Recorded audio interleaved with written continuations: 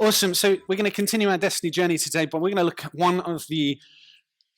probably one of the greatest leaders in the history of our faith. I think if, you can't imagine this happening, but can you imagine if all the key denominations just went, forget our denominational stuff, which would be pretty cool, wouldn't it? Just me? I thought that would be great. And all the leaders went, we're resigning, and we were going to appoint somebody to lead the church. I think there's a few people that we would pick, but right up there would be a guy called Moses. Moses is just this remarkable character. He, probably more than most, has done the most extraordinary feats for God's glory. I mean, his list is pretty endless. He also led, arguably, and technically speaking, the biggest church the world's ever seen, around 2 million people. So you can imagine that would be fun. I just want to refamiliarize ourselves with Moses, some of his achievements. No small feat. As Exodus 33:11, the Lord would speak to Moses face to face as one speaks to a friend. I mean, we could spend a year on that. We won't, but I like that. He was given the 10 Commandments. Can you imagine being the person receiving that? I mean, that must have just been incredible. He led the Jews out of slavery for what was probably, arguably, anything from a few generations up to the scriptural, literal translation of like 430 years. So even after that heavy weight on them, he's the guy that God uses. He authored the Torah, for goodness sake, or the Pentateuch, or first five books of the Bible. Obviously, the Holy Spirit is involved in that process quite heavily, just so you know. But God used him. And last but definitely not least, he parted a sea. God used him to part a sea. That's unbelievable. I mean, that is an extraordinary list of achievements. I mean, if I could take 1% of one of them, I'd feel pretty great. So he's a remarkable individual. And so now we've seen how awesome he is. Let's just bring ourselves to look at a few scriptures that are less glamorous. Exodus 16, 2-3. In the desert, the whole community, which was how big? Let's just put this in perspective. Grumbled against Moses and Aaron. If only we had died, it's pretty extreme. Give Britain a run for their money. By the Lord's hand in Egypt. There we sat around pots of meat and ate all the food we wanted, but you have brought us out into this desert to starve this entire assembly to death. Quite extreme, isn't it? Numbers 11, 13-15. Where can I get meat for all these people? For they keep crying out to me, give us meat to eat. I cannot carry all these people by myself. It is too burdensome for me. If this is how you're going to treat me, please kill me right now. So Moses is essentially saying these people suck. They won't shut up. They're incessant. They keep grumbling. They keep complaining. Can you just take me now? I've had a few of those here, a few of those days. As a joke, I think. Numbers 12, 1-8. Miriam and Aaron began to talk against Moses. Has the Lord spoken only through Moses, they asked? Hasn't he also spoken through us? And the Lord heard this, because he hears everything, by the way, and summoned Aaron and Miriam. When the two of them stepped forward, he said, listen to my words. When there is a prophet among you, I, the Lord, reveal myself to them in visions, I speak to them in dreams. But this is not true of my servant Moses. He is faithful in all my house. Wow. I mean, that's pretty cool, isn't it? With him I speak face to face, clearly and not in riddles. That annoys me because God speaks to me in riddles. He sees the form of the Lord. Why then were you not afraid to speak against my servant Moses? So basically, he takes Miriam and Aaron and he goes, sort yourselves out. I anoint and appoint, not you. Get on with it. Do you know why that's really difficult for Moses? Because that's his sister and his brother. Ouch. Fun times, isn't it? His own sister and brother want him gone because they think they can do a better job and God has to correct them. Fun times. Numbers 16, it gets better. Now Korah, son of Izhar, conducted a rebellion against Moses, along with 250 men of Israel, renowned as leaders of the congregation and representatives in the assembly. They came together against Moses and Aaron. So Moses had the most fun ever leading people. I mean, talk about a rough ride. I mean, we know people can suck sometimes, but this is extreme stuff. And the thing that bugs me about this is, I know, look, I'm not judging, I'm not saying we would be any different, but we can look at it with some hindsight, can't we? We look at this and think, how on earth, right, when you have seen the succession of miracles that you have seen, right, you've seen God do it. I mean, he has parted the sea for you. He has saved you from slavery. He's provided food from flipping heaven for you. You've got a leader who speaks to God face to flipping face. How often in that situation do you become such a grumbling, complaining, annoying group of people? I mean, I think of that and think, what's wrong with you? How immature are you? Because we're not like this, are we?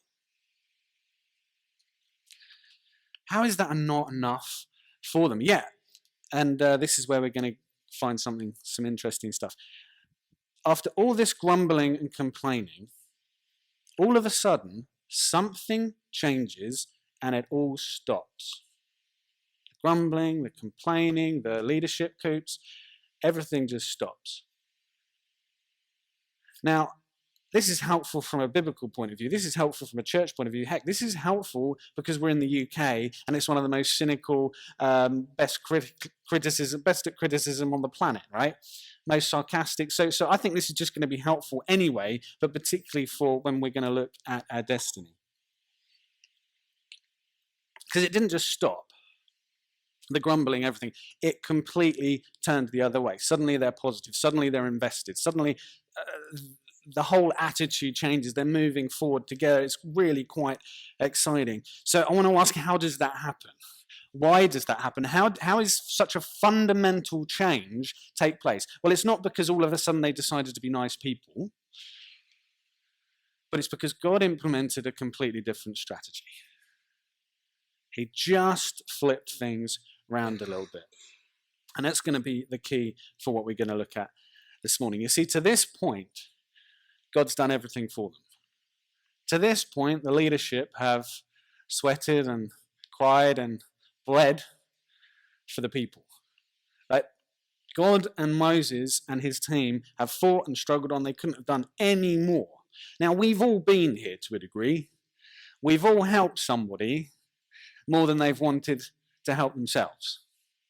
And what's interesting about that is, in my experience, at least 8 out of 10 of those cases where we've really tried to help somebody out of a difficult moment, and it doesn't seem like actually anything changes, and it seems like they don't want help, they just want our attention. You would think that giving them that, they would be really thankful and they'd be like, you're amazing, thank you so much for giving me so much time. But actually, the opposite happens, and it's bonkers and it makes no sense. The more you give, the more frustrated they are. So actually what they do is they will complain to anyone who's listening that they're not getting any support, that actually that you're not doing enough for them. And it's just constant. So you've experienced this. You know a little bit about what Moses has experienced on this massive, massive level. And so Moses is the most relieved man on the planet at this point, literally, because God changes something in this instant. He implements this new strategy, and it is so simple and so brilliant. And it's Exodus 25:8. Have the people of Israel build me a holy sanctuary so I can live among them. Now, there's lots we could put out here. But essentially what happens is Moses now, he makes the ask to these grumbling, complaining people. And he says, look, God's asked us to build a house for him. And so we're going to need linen, we're going to need oil, we're going to need gold, we're going to need skilled workers. So he makes this plea. And I imagine in Moses' heart, he's thinking, this is going to be a disaster. Because he's not expecting anything to change at all. But do you know that God's a genius? It's an understatement. Because what happens is, all of a sudden they move from focusing and fighting for their individual security to focusing and fighting for the collective purpose, for the collective whole. There's a shift in their mentality, moving from I and me to us and we. And it's this simple shift that changes absolutely flipping everything. You see, when we're so focused on us, when we are feeling insecure, as it were, we're not feeling safe, our focus is on us, actually, we're a very selfish group of people. We're a very selfish individual. And our culture today is like that. It is focused on you as an individual. It's focused on I and me, not us and we. We've just seen what that creates. We've just seen the complaining and the grumbling and the critical attitudes that people have when they are taking that on. But when your focus is on a communal project, not an individual one, you go from receiving to giving. And it does something in your brain, it does something in your soul that changes everything. Exodus 36, 6-7 says this. This is remarkable in the context that we've had. Then Moses gave an order, and they sent this word throughout the camp. No man or woman is to make anything else as an offering for the sanctuary. And so the people were restrained from bringing more, because what they already had was more than enough to do all the work. So what's happened is they've gone from complaining they don't have enough to God having to say, whoa, you're giving too much. I mean, can you imagine the trustees of this church coming to the front and saying, can you just lower your tithes a little bit, right? Because you're giving us too much money. It's not going to happen, right? In fact, in a number of months, I'm sure they'll say the complete opposite. But I find this amazing, that they end up giving so much to God that Moses has to say, stop. No one's more surprised than him. He is flabbergasted, absolutely confused. So during this construction, there's no more complaints.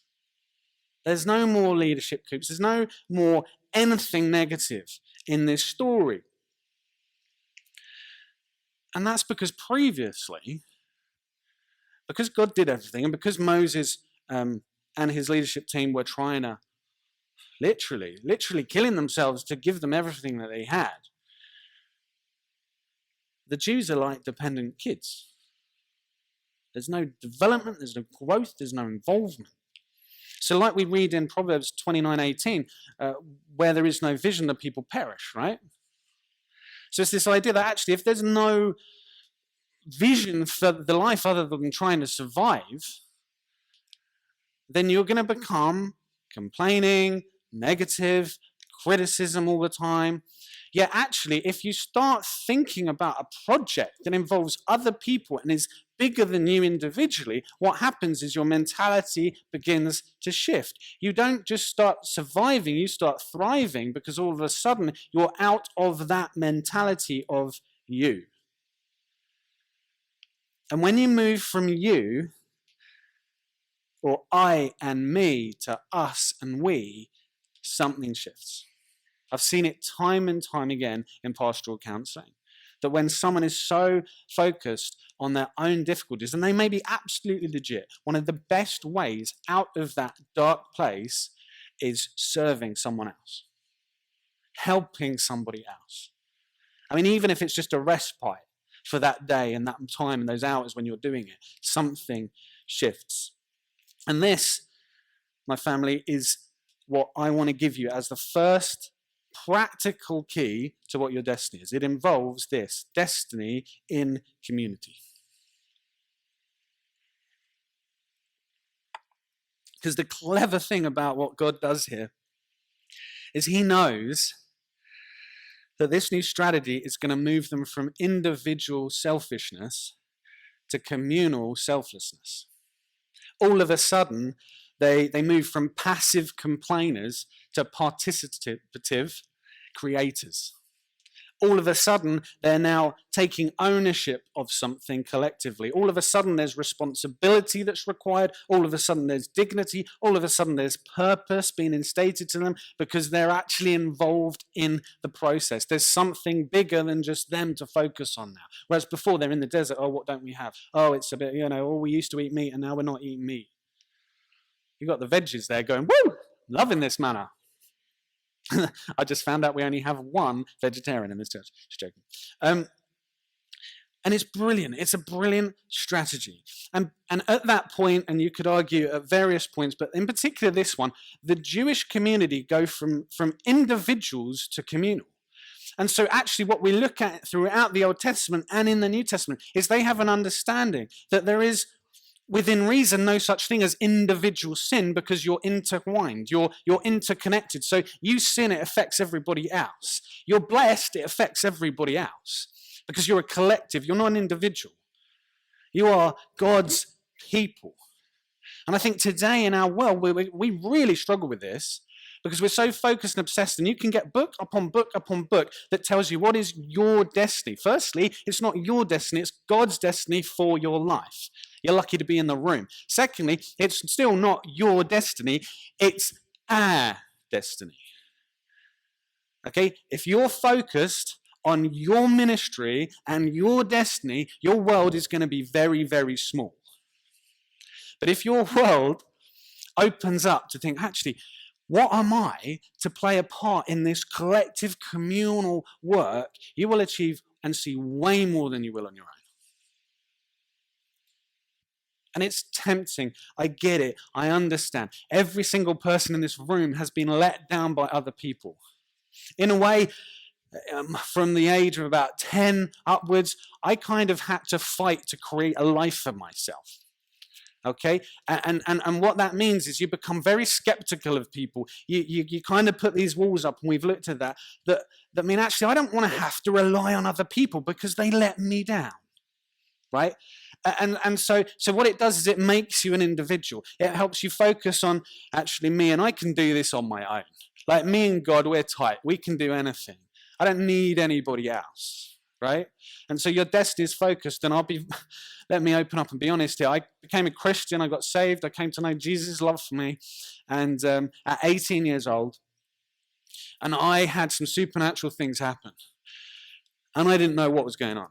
Some of them were amazing, some of them were terrifying. Good angels, bad angels, it was intense. And so what I did is I went around different churches, I visited all kinds of churches, Catholic, Anglican, Pentecostal, Charismaniac, you name it, I was there, right?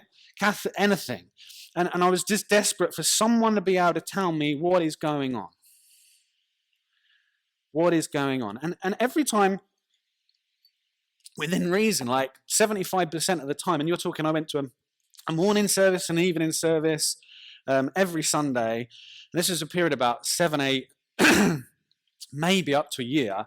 I would have someone who didn't know me prophesy over my life. It was just one of those weird things. And some of those prophecies were big. Do you know what that did? Made my head big. Made me think that I'm some answer to a church problem, right? I'm just being leveling with you, right? My ego, I thought this was about me.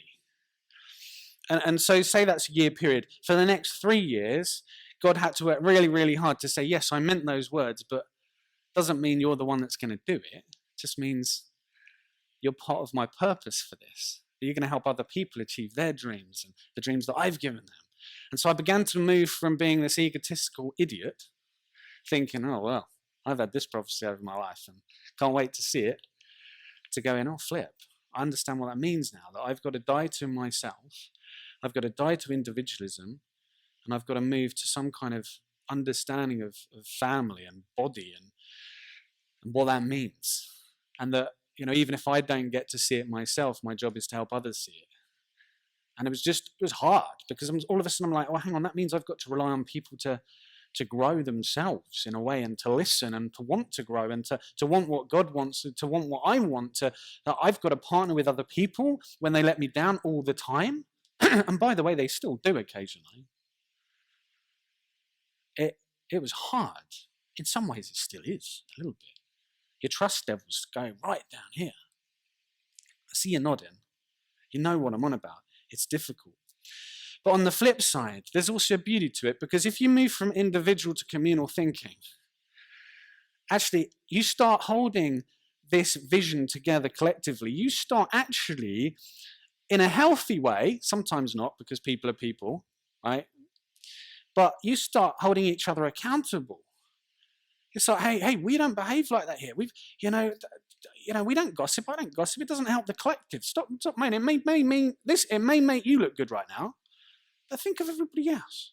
Have you spoken to that individual about the problem you're talking to me about? Because I'm not really involved. I can't help. But I tell you who can, that person that you're moaning about right now. Just go and tell them what's going on. I don't want to hear it. And you start realizing, actually, when the communal destiny, I really want, if my destiny is connected to the people in this fellowship, I need Dave, Lucy, Jackie, Caleb, everybody in this room to knock it out the park. I need them to just be the best version of themselves. Are they going to be the best version of themselves if I say, you weren't very good this morning, you annoy me actually, and I'm not going to give you any opportunities here because I don't like you? Or are they going to grow by saying, mate, amazing, I love you to bits. Let me pray for you. What can I do? What do you need? How are you growing right now? Do you see what I mean? Because the more we collectively grow, the further I'm going to go. Do you know what I mean? In my walk with God, the further I grow, the more we're all going to. Do you see what I mean? Like individually. Are you with me on this, or are we struggling a little bit? I know you can remove the mask, but it seems quieter than ever. I don't know, it's because I can actually see your faces now and how miserable you've been for the last 2 years, and it evaded me. Jesus help me. So for me, that there's a term in church that annoys me. And it's a term called lay people or lay person, right? And it's like the church are the lay people, and then there's professionals that get to preach. What a load of rubbish that we can't wait to just undo more and more and more, right? Everybody is incredibly important. And yes, we believe in leadership, maybe slightly differently than others, but we've got to have healthy structures, and we want empowering and secure leadership that make it about us as a family growing and developing and doing things we can't do on our own, but also you knocking it out the park outside of these flipping four walls in the world where we're doing the ministry anyway. A quick story to help us, because I'm not 100% sure you're following. Let's go with this one. So in Canada, I don't know if it's a tradition or not, but I heard about this. And what they essentially do is they occasionally get some oxen together, and they work out which is the strongest ox, as you do, right? And they guess like how much these guys are going to pull, right? How many pounds, how much weight can they shift on their own? And so the winner of that, I don't know his name, sorry. But he pulled 9,000 pounds, this ox. And the ox, I like animals, I personalize them, it's a bad thing. I still eat them. Stay with it, mate, stay with it. And so he pulled like a bit less. And so they came to this conclusion, they were like, wow, do you know what, that was awesome. What great fun we had at the ox pull, as you do. And they said, what could they pull together? And so they kind of rounded up and they came to this conclusion, I reckon, together. So they pulled 9,000 pounds the first time. The second one pulled just shy of that. Let's go with, I reckon, together, because it's harder to work with other people, right? Let's go with 16,000 pounds that they'll shift. That's reasonable. They pulled together 26,000 pounds. Now, that's weird, right? Because the first one pulled 9,000, the other one just under that. If you did basic maths, it'd be 18,000 max. How on earth did they pull between them together 26,000 pounds? That is quite remarkable. That's actually, looked it up, there's 3 double-decker buses. That's amazing. I could probably barely push a wheel of a double-decker bus. Well, that's enough about my struggles. So we see this principle in the Bible that ultimately two are better than one when they work together, right? We've kind of got this Matthew 18:25, for where two or three come together in my name, there am I amongst them or with them. But this verse isn't saying what we've traditionally understood it to mean. It's not saying God's only with two people together rather than one. Obviously, he's always present. Now, what this phrase come together means is it's two different words. And the first one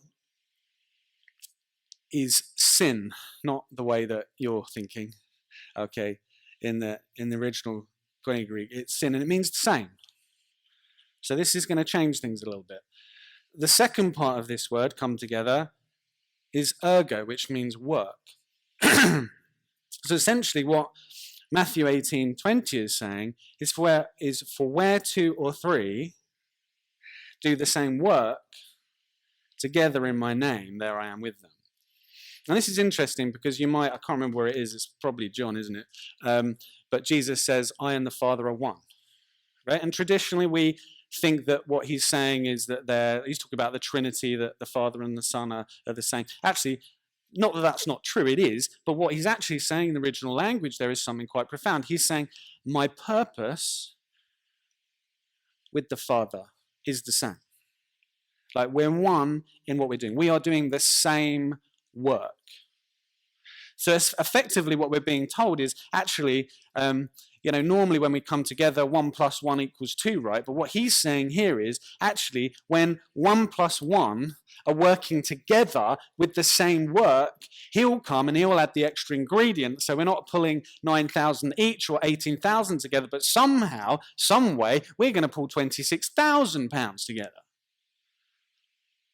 And we get this, I don't know if you've made that connection, but sin ergo is the term we've used now, and it's synergy.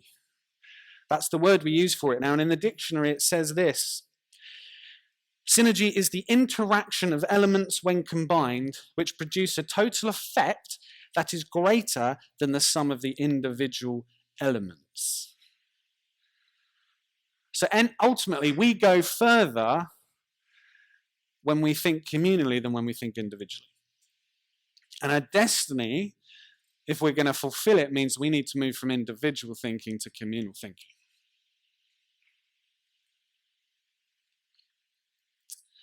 We're nearly done, actually, and I've got a little surprise at the end for you. A little treat. It's not that good, I bigged it up. See, the background picture to your destiny we've started to see. You see, in the book of Genesis, we find that what God does is interesting. He builds us a home. Genesis, essentially, he builds us a home. Exodus, the book that we've just unpacked a little bit, what happens is that God asks us to build him a home. But what Jesus asks us to do, what the New Testament is ultimately about, is if Genesis made him create us a home, and Exodus is about us building him a home, the New Testament, the purpose, the communal purpose of every single individual, we'll unpack this better, more specifically next week, is that suddenly we're asked to build a home for him and us to live in together. Right here, right now. That we are a community called to communally bring heaven to earth. Yes, of course, we have our own families and we have our own workspace, absolutely. Please, for goodness sake, I'm not discounting that, but we don't seem to have a problem with individual thinking, we have a problem with communal thinking, and we've got a long way to go until we understand fully what there is. But I want you to know that every single one of you has a part to play. Now, my dad is a musical director. He is a conductor, bless his heart, he's 80 this year. I joke, but it's slightly true, it doesn't bother me. I'm the only one in my family that is just pretty useless at music. So I can't read it. I remember being given, I used to play violin. I got to grade 3. And that was only because I wanted a hamster, and they promised me I'd get a hamster if I passed grade 3. I got him. Distinction, grade 3 violin. But I can't read music. I don't think I ever could. I just see a bunch of dots. I ain't got a clue what's going on. I just don't. You know, I've leveled with you here, that church doesn't flipping work the way it is. And most churches are going back to how it used to be. You know, we have a season coming up from September when we're looking at what ecclesia is, and that's not the book of Ecclesiastes, shorted. That is, ecclesia is the term Greek word for church. We are re-exploring, reimagining what the original blueprint of the church is. And we're going to make some fundamental changes, whatever they be, whatever God wants to do, whatever he's pouring, we're going to be drinking, and we're going to create a way to make sure that's on tap for anybody that wants it. But I think we have a problem. The fundamental problem is church doesn't work. We need to fess up and accept that. There's lots of good parts to it. There's lots I love about it, and there's lots that just absolutely infuriate me. And only a few of them are you guys. That's a joke. I'm just building you up. But I think what's happened is the world looks at, this is going to sound really harsh, but you know my heart. I love you guys. I do. And I'm involved in this. Like, I'm sat there right with you, obviously, in this. But I think sometimes what happens is, what the world is doing is it's the church and the Bible, that it's like a bunch of dots to them. They don't get it. It's not relevant. Like, they don't understand why we do this. They don't. And I think maybe they're right to a degree. Right? But when we open up the scriptures and we have relationship with the creator of the world, our Father in heaven, who loves us, and we start to play our part individually, and then we come together playing our individual parts but understand it's part of a bigger thing, then we move from being irrelevant to being this breathtaking, mysterious, majestic thing that people can see and understand, that they will know him by our love. There's something powerful and potent and poignant and wonderful about if we understand what church is, and we don't make it about my ministry and our ministry and I want to do this and I feel called to this. We make it, okay, how can I as an individual work and play my part as the body? Whether I'm the right little toe, the piggy that goes to market, or the hare, that's clearly not my job. Like, whatever that is, I want to knock it out of the park, because collectively there's something amazing we can do together that we can't do individually. So they don't understand this. It's a bit like me with music. They look at the church, look at the Bible, they don't get it. They need to see it in action most of the time. And they're going to see that through you, and they're going to see that through us. So I'm not, please don't hear that I'm getting rid of individual ministries. That's actually the last thing that we're thinking of. But what I'm saying is, we don't seem to have a problem understanding that. We just have a problem working out how this works together. Are you with me? You understand what I've tried to get across today? So that is the first key to destiny. It's to actually forget about you for a second and look at the bigger picture of what is the collective whole. Because your destiny is that. That's a great place to start, and we're going to keep building on that. So ultimately, the first key to your destiny is raising a family to bring heaven to earth. Why? Because that's Eden's. That is the gospel. That is bringing heaven to earth. We're here to raise a family, to be a family that brings heaven to earth. And I don't care, well, I do care who gets the credit. It ain't me and it ain't you, it's him. He's the one that wrote it. We just need to play the tune. He's written this masterpiece. We need to learn how to play it. We need to read the music and understand it, and then we need to get up there and live it. And if we do that, people will see it, and the kingdom comes, and all of a sudden we see transformation in our community.